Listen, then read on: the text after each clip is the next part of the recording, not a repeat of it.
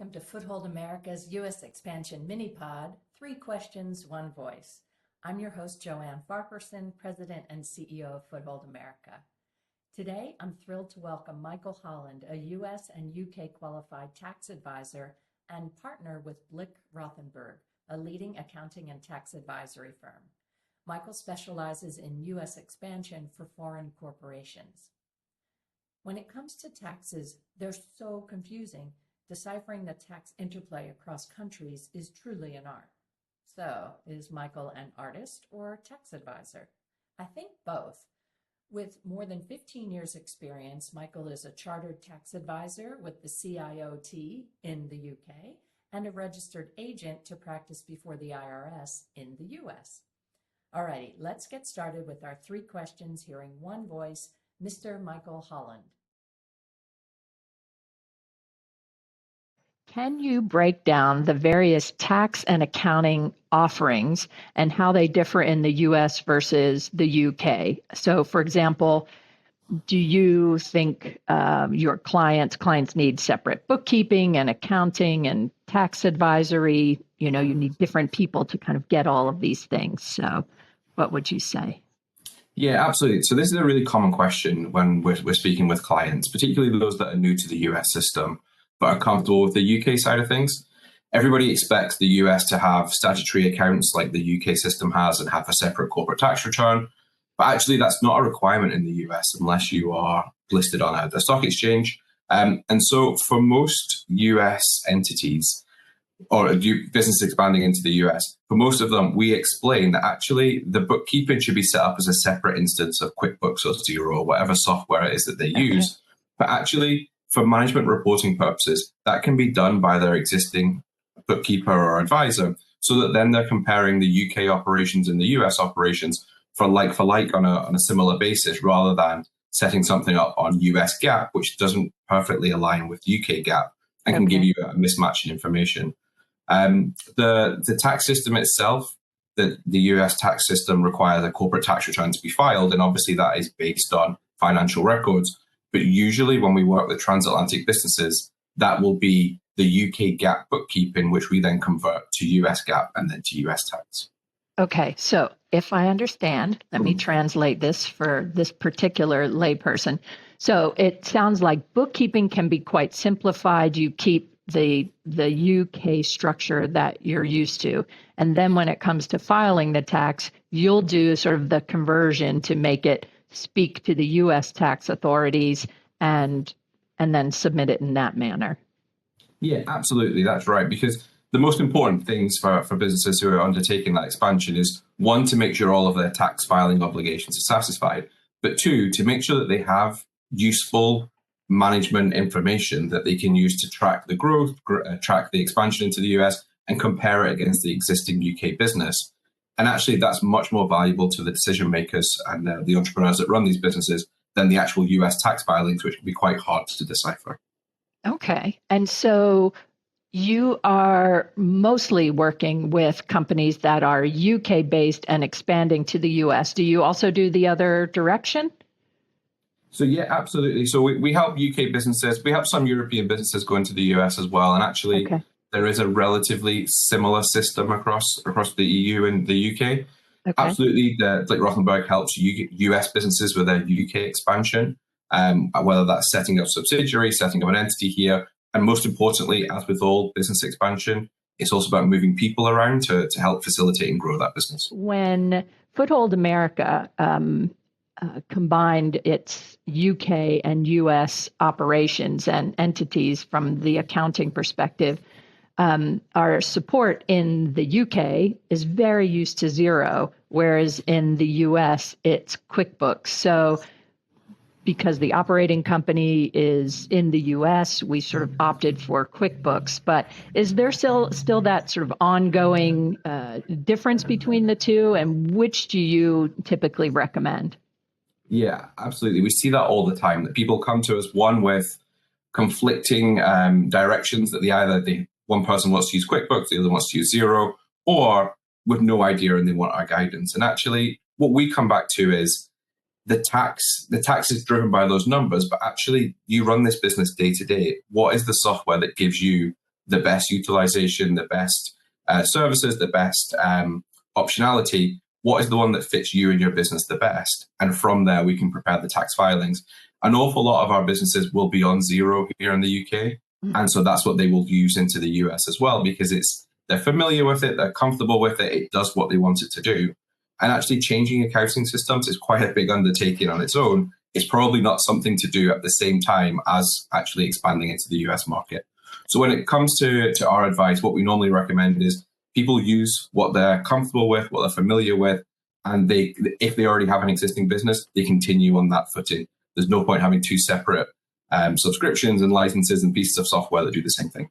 Very good point. And speaking of transitions, we are going through a transition to NetSuite, which I didn't appreciate the complexity, and it's been a long haul. But how about NetSuite? When an organization gets large enough where maybe they're using a platform such as NetSuite, do you see that happening a lot? Will you help them convert from one package to another? And I mean, I'm going to ask you, what do you think of NetSuite? And please say it's a good thing, because we've just spent months getting ready for that. So I'm really lucky that I have colleagues in our international outsourcing team that do this all the time, that both are advocates for the software, but also will help people with that transition from one to the other.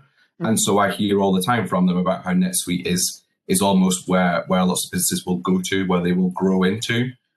For most of the businesses we speak to at the beginning, QuickBooks and Xero gives them the answer that they want. But actually, NetSuite is much more comprehensive of a solution. And actually, I'm forever speaking to my colleagues who are suggesting, actually, this is something they should think about, or we can help them to grow into that area. Right. It is a big, and I think from consolidating accounts, those are my favorite things, because we've got 4 different entities, but what I care about is give me that P&L consolidated. So, and it sounds like it'll be a lot easier now. So that's good. Yeah, absolutely. And actually, that's the driver behind this. What is the software doing? It should really be giving you insightful information you can use to manage your business. It isn't really there to make my job easier in doing the tax return. It's not really there to make it easier to produce reports for the government. It's there to help you run your business. And an upside or an extra benefit of that is it helps to streamline the other compliance filing obligations. Absolutely. And even operationally for us, it's going to make a big difference, because we're tying in just invoicing in general. It's going to be a lot better for us, a lot better for our client. Question number 2. When the U.S. entity is a subsidiary of a non-U.S. company, like a UK limited company, what type of U.S. entity do you recommend and why? And this is, assuming not just the UK, but they are a treaty nation with the US. So, what do you recommend? So you bring up a really good point. And the treaties is something to consider. There is no one-size-fits-all solution. Each business and the way that it's going to operate in the US, where its parent company is, where its IP sits, all these different factors need to be considered to get to the right answer. However, most commonly what we see is UK or treaty-based countries, the businesses in treaty-based countries will set up a C Corp subsidiary in the US, normally in Delaware, for a number of reasons. Now, a C Corp is kind of your closest equivalent to your UK limited company. Right. It's separate legally and taxed from its owners. It gives you that familiarity. Most people are used to doing business through a separate entity here in the UK or in the EU. So that there's almost a comfortableness with the way that that's going to work.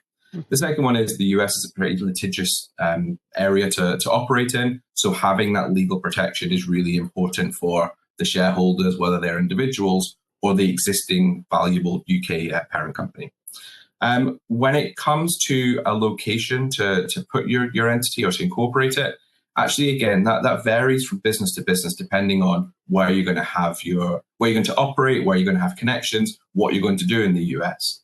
Now, the reason that we see people use Delaware an awful lot is because when you incorporate an entity in a state, there are a whole bunch of there are a whole bunch of consequences that come from choosing that state over another. And actually, Delaware is the most straightforward. From an administrative perspective, it's relatively easy to maintain and manage that entity there. It's relatively cost effective. The franchise tax for owning a Delaware entity is relatively low. But there's also a substantial case law that's in favor of a business that comes from Delaware. So most people can take comfort in the fact that if there is something, if somebody is to take your business to court, there is case law that tends to be in the business's favor, which can give you a degree of comfort there.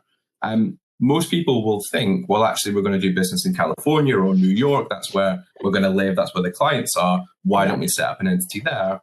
And actually, that absolutely could be the right answer for your business. However, you then have because of my UK background, you tend to use the word domiciled. You have a New York or a California domiciled entity. It's stuck in that state, even if actually in 3 years' time the business develops and moves to Illinois or somewhere outside of that state. You continue to have that connection to a high tax, high administration state within the US, whereas actually Delaware gives you a much easier way to do it.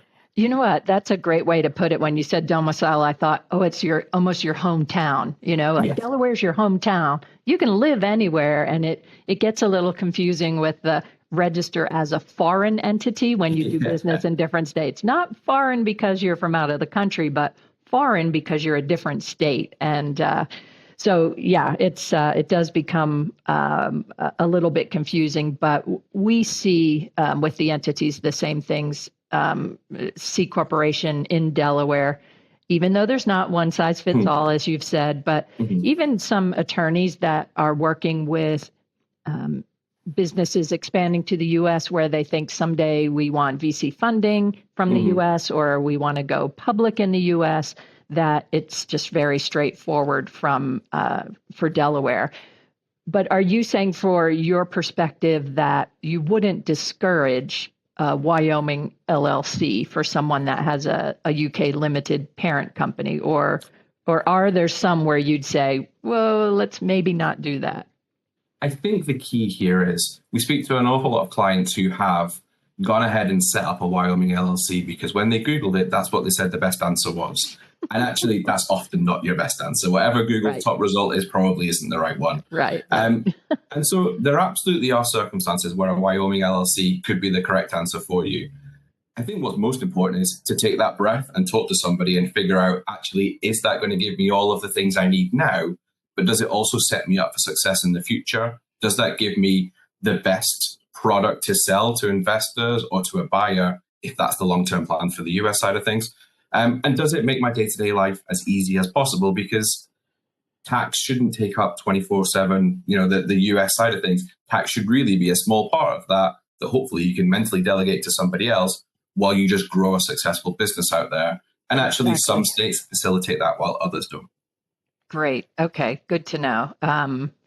Yeah, it's the first step in understanding the U.S. isn't just the U.S., it's 50 states. And okay, great. So when we speak to clients who are considering the US for the first time, we almost have to explain to them that, okay, yes, this is the US, one country, and it is the US that you might see in movies and TV shows, but you need to think about it as if you are expanding into the EU. You're moving into a block of nations that are working together.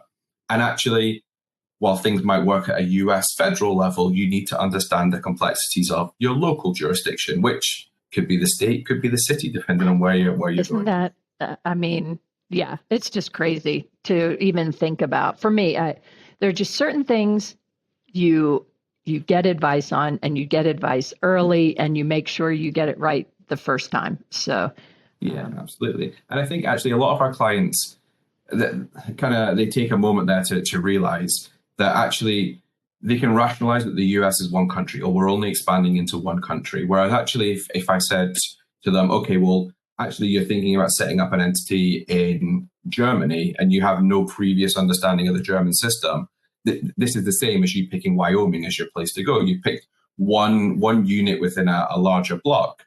And actually, you need to take a second to realize what's going on. And at that point, most clients will think, oh, okay, that makes more sense. let's think about locally when we want to plant our feet on the ground. In recent years, things have really progressed. In the past, you would speak to, every time you picked up the phone or jumped on a call, you would meet somebody who was going to LA or to New York or to Boston. And that was really it. And actually, this level of sophistication that people now have, they have an understanding of, one, that there's an awful lot to be offered all over the US in all sorts of different places. But two, that for them to be successful in the US, they don't need to win the entire US. They just need to go and find their place within it. And actually, there are so many, I'm speaking with a lot of life science companies who are going to, I think it's the Charlottesville Triangle. There are Raleigh, places in North Carolina. Research Triangle Park, Raleigh, Durham. Yeah, absolutely. And there are places that obviously as a Brit, I wouldn't know them off the top, but it's lovely to see that they've done their research. They know where they're going. And actually for them to be successful, they don't need to win the entire East Coast, the West Coast, the whole of the US. They just need to land in their spot within the US. So taking time to do that research is invaluable. It's so true. And I even think back to pre-COVID, the conversations we had about where to land, in some cases had to do with the major airports, because they thought, well, I'm coming back and forth. And we've learned so much about being able to be very productive and successful without having to be in those very expensive locations. And you can get the quality of life you want, especially if you're a founder or you're sending a key executive to the States, where you go, well, where do you want to live? What sort of, what works for you and your lifestyle? So that's it's very true. Very true. When you talk to your clients and they're ready to expand to the U.S., or maybe they've already expanded and now they're thinking, yikes, I maybe have done something wrong. What are the top tax and compliance errors you see when companies are doing business in their home country and in the U.S.? So there's a couple. There's a few very common ones that come up. So the first one is often that we will meet somebody who's considering US expansion, and then actually as part of the conversation, we'll realize they've got a really eager founder, CEO, who has already set up an LLC in New York under their own name that they own personally. And so in order for that to make that work, it's no longer starting with a blank slate. You almost have to do a little bit of rejigging or a little bit of reorganization, which costs time, costs money, and actually for very little benefit. So in those cases, we tend to just wind that one up and start again. So I think the first one is waiting for the right moment to take action or to take the next step, speaking to people, coming up with a plan and then executing, rather than almost Googling late at night, finding an answer and deciding, because it's really quick and easy to set up an LLC in New York, but it's really time consuming and expensive to operate it or to close it. So it needs to be the right answer for you. So I think that's the first one that we commonly see. The second one is that there's a parent that's a successful parent business that has IP, that has cash, that has people. And the idea is that in the US, they want to mirror that. They just want to take that product, that setup to the US market. And so what they will do is if they set up a US subsidiary, they will send their UK people to the US, or they'll look to hire people in the US that are equivalent. And they'll look to almost treat them exactly the same as the UK employees. Now, while you might want the same output, the input is very different. The US people in the US who are being employed will want very different things from their employer. If it's a startup, they'll want some sort of interest, some skin in the game.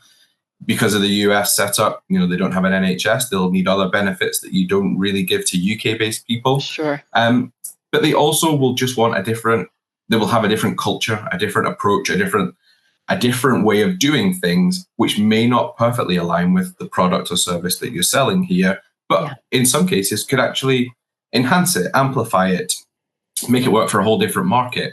But the key here is, one, the US and the UK, for all its similarities, are not identical. But the other thing is the US, state to state, city to city, is also quite different. So having a good understanding of those makes sense. And then I think the third one is the US tax system is complex. There's a tax return for each entity, but the way that the system works is additional filings are required every time a US taxpayer meets certain criteria.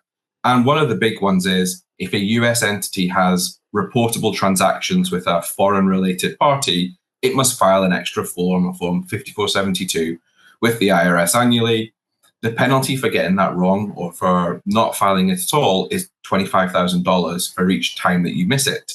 Wow, I didn't think I could be shocked anymore when it comes to penalties. Whoa, 5472. Okay, got it. That's right. And that the number that the penalty tends to make people sit up and take notice. And that penalty can be increased further along the line. But the key here is actually what is a reportable transaction? It's payments between the parent and the subsidiary. It's loans between the parents and the subsidiary. And in the UK, it's really common for your successful, valuable parent company to make loans to subsidiaries in the group to facilitate working capital, to acquisition of additional assets. In the US, one, that's a reportable transaction that needs to be documented on this form. But two, in order for the IRS to fully acknowledge and accept that that is a loan agreement rather than an equity investment, there's certain criteria in the US. So there's almost these different criteria that need to be considered on each side. So one of the common mistakes we see is advisors might work with a separate US and UK advisor. The US advisor is based in the US, is fantastic at helping out domestic entities, but just doesn't have that experience of international aspects. And so we'll miss that filing. And there's only so much that can be done. So there's an ability to have the IRS abate the penalty the first time it's issued. But that's really a one-time get out of jail free card. It can't be used after that. Right. There is a reasonable cause, but it takes an awful lot of work. And all the time, taxpayers have $25,000 penalties hanging over their heads, which is not a nice place to work.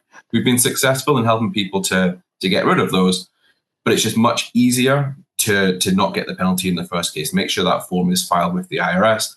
And when it comes to the loans between companies, making sure that that's tidied up, documented correctly, and treated appropriately, because there may not be any immediate consequences, but come a sale, come investment, come due diligence will pick this stuff up, and it will have significant tax impacts further down the line.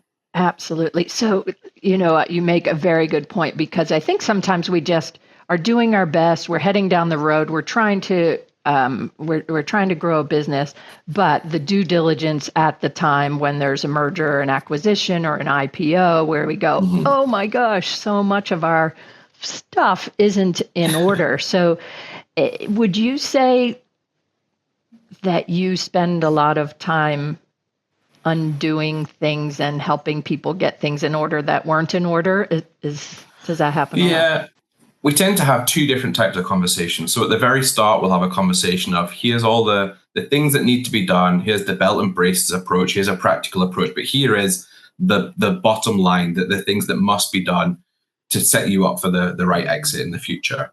We then have a conversation 18 months, 2 years down the line, where we basically have the same conversation, and it's a list of, well, of those things, what was done correctly versus what kind of got pushed down the to-do list that we can now tidy up and clean up and make sure is correct going forward.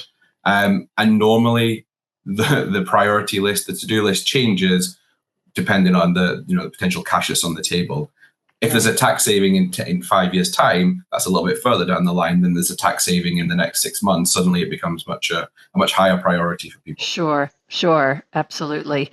And so I think the takeaway message I'm hearing from you is come to us with your blank slate. And I mean, I love Google and all the AI and do all kinds of searches. And I think, as I said to my husband the other day, of course you can build built-in wardrobes in our old angled farmhouse, even though you have no experience with finished carpentry, because there are YouTube videos out there to explain it all to you. So it definitely is tempting for us to try and figure things out. But I guess, Google away. But before you take action, bring your clean slate and your understanding of what you think you want to accomplish to the experts, and you'll set them straight. Yeah, absolutely. I think one of the things we say to our clients is, let's talk early and let's talk often about what's on your mind, what you're thinking about, what would you like to achieve. Because there are things that we can say, okay, that needs to be done now. And there are things that we can say, actually, you can park that for 6 months. We'll pick it up at that point. But you're right. The level of sophistication around an awful lot of things has increased. And it's great because it means the conversations we can have earlier on, because of the YouTube videos, the things they found online, we can almost cut out some of the more fundamental things and go straight to the more interesting parts. But what's important is we need to make sure people have a good understanding of those foundations and those key concepts, because if not, you can end up going down a path that you don't realize. A follow-up question to that, because you've been talking a lot about how the US and UK, sort of the perceptions about, whether it's GAAP or how to do things is different. And do you think the relationship that businesses have with their accountants and tax advisors is different in the UK than it is the US, or does it sort of work out to be very similar? I think it is slightly different. The way that most of our clients work with their existing UK advisor is they're an advisor. They're a sounding board for almost all decisions for everything that happens within the business. From there, you might go and speak to a lawyer. From there, you might go and speak to somebody else. But generally, your accountant is the person you speak to about everything. Mm-hmm. The US is slightly different because of the risk involved, because of the complexity. Everything is a little bit more compartmentalized. So you have your tax advisor that you will speak to about tax issues, tax questions, and they may be the initial advisor that kind of quarterbacks things and points you in the right direction, but they won't solve all of your problems. So what we found is in the US, the most valuable thing we can do for our clients is, one, educate them, but two, introduce them to all of the right people that they need to know. They need a good attorney. They need a good HR partner. They need a good sales and tax. Hey, Michael, who do you recommend for their HR partner? Foothold America. Yes. Every time that we reach out to our clients, that we provide a list of these are the key people you need to talk to, and Foothold's always on that list. You're used to working with US, UK, or internationally various teams. So how does Blick manage to meld the work cultures and worker expectations? You touched on that a little bit earlier when it comes to hiring employees, but what does Blick do that you think works especially well? Yeah, so I think COVID accelerated an awful lot of things in lots of different places. For the terrible time it really accelerated the way that we think about working. And we have this thing called our brighter working policy that really is a hybrid approach to where we do work, where we add value, and when. The idea of 9 to 5 in the office in London, one, doesn't work anymore in the modern world, but two, for an international client base, doesn't really work either, because if we have clients in California, the window of crossover time is so small. Right. The other thing is, our team we have 100 people in our US UK team who have, various different stages of life. Some of them have young children. Some of them have recently moved to London, having finished university. Some of them have grown up children. Basically, there are all sorts of different commands on your time. There are different things that you need to plan around. And so having a real flexible approach, for instance, I will take my son to nursery in the morning. I will work during the day. It will finish at 5. We'll have bedtime, bath time. And then actually after that, I'll log on to send some emails and prepare some proposals. And being able to do that just means that I can add the most value at the time that works best for me. And actually, we've seen an awful lot of our team really enjoy that benefit. There are downsides, there are consequences to that. In the past, we maybe have taken for granted that a lot of, tax is difficult, it's complex, it takes a long time to learn. And a lot of that education came through osmosis. Just being sat around people in the office meant that you overheard, you pieced things together, you're able to ask questions. And so being able to kind of digitally replicate that has been something that we've been working on. But we have a number of ways that we do this now, a number of things that we use and different tools that can help us to do it. But I think that's the way that we do that. The other thing is, I think we have a number of Americans that work in our team, but for the most part, we're a team of British people. But we work with clients who are either Americans living in the UK or British companies expanding into the US who are much more connected with US culture. So actually, it makes us sit back and think, oh, why haven't they, why is the IRS not answering the phone on Monday? Well, because it's Veterans Day, it's a holiday in the US. Right. Why are none of our clients replying to us on the, Thursday in November? It's because it's Thanksgiving. And actually it starts to, one, open your eyes and your mind to what's going on in your client's life, because they're real people and not just numbers on a form. But two, it opens your broader mind to, well, there are all sorts of different cultures and people and things going on that makes us connect with each other, makes us connect with wider clients. It's a good jumping off point to start to think about people in the way that we all interact with each other.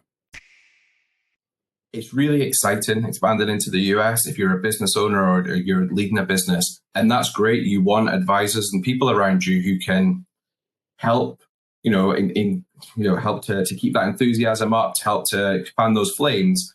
But what you want to do is you want to take the right advice at the right time. So talk to people, talk to everybody, talk to our team, talk to our competitors, talk to everybody, so you have a good understanding of what the lay of the land is, and then you can pick the right choice, the right option, and make the right first steps.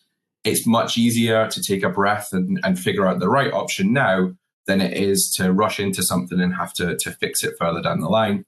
And more importantly, because of the way the US system works, it can be much more costly to do it that way. So take a second, speak to everybody, put a plan together, and then find somebody who can help you to run that plan. That's how we try and be with our clients, is we try and help them to be successful at doing what they do, and we'll look after the tax side.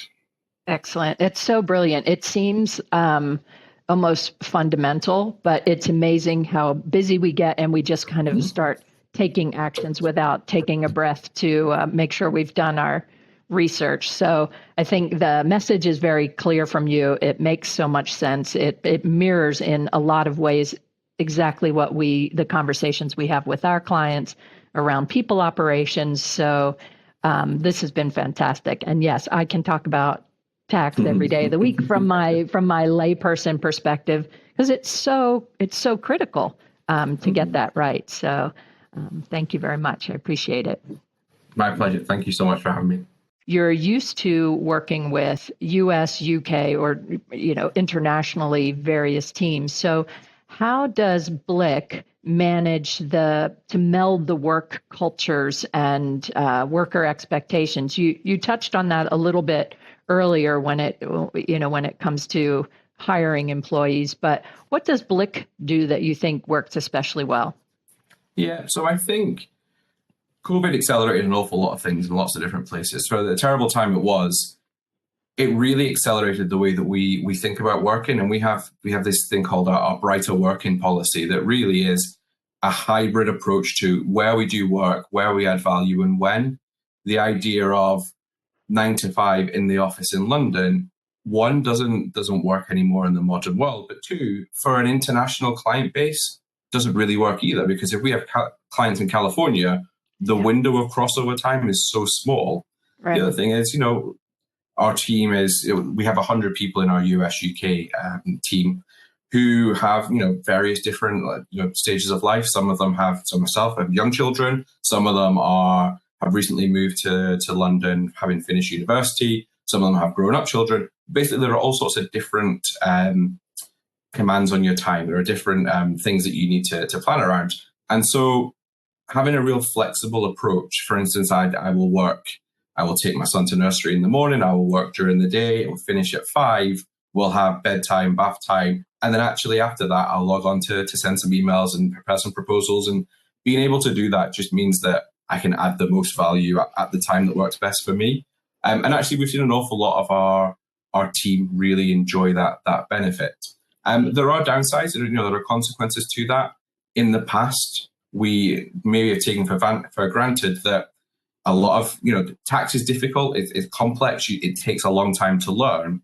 And a lot of that education came through osmosis. Just being sat around people in the office meant that you overheard, you pieced things together, you're able to ask questions. And so being able to kind of digitally replicate that has been something that we've been working on. But we have a number of ways that we do this now, a number of things that we use and different tools that can help us to do it. But I think that's the way that we do that. The other thing is, I think we have a number of Americans that work in our team, but for the most part, we're a team of British people.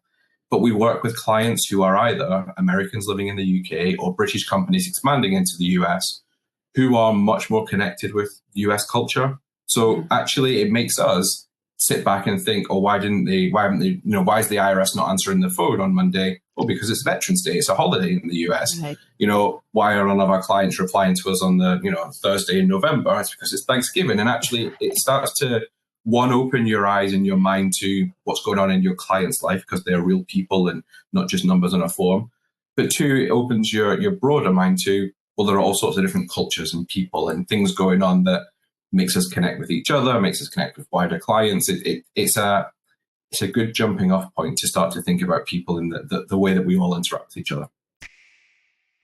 It's really exciting, expanded into the US if you're a business owner or you're leading a business. And that's great. You want advisors and people around you who can help, help to keep that enthusiasm up, to help to expand those flames. But what you want to do is you want to take the right advice at the right time. So talk to people, talk to everyone. Thank you for joining us for this important episode featuring Michael Holland, US-UK tax partner with Blick Rothenberg. And thank you, Michael, for sharing your expertise in guiding foreign corporations through their U.S. expansion journeys. If you've enjoyed today's conversation, subscribe to U.S. Expansion Mini-Pod on your favorite platform. Published on the first and third Wednesdays of every month, you'll find engaging U.S. expansion discussions with industry leaders and innovators. Don't forget to share this episode with your network and leave us a review. We love hearing your feedback. For more information about Michael Holland and his work at Blick Rothenberg, you'll find his contact information and a link to their U.S. expansion practice in the comments. This has been Joanne Farquharson, President and CEO of Foothold America, and that wraps up our 3 questions for today. Until next time, keep expanding your horizons.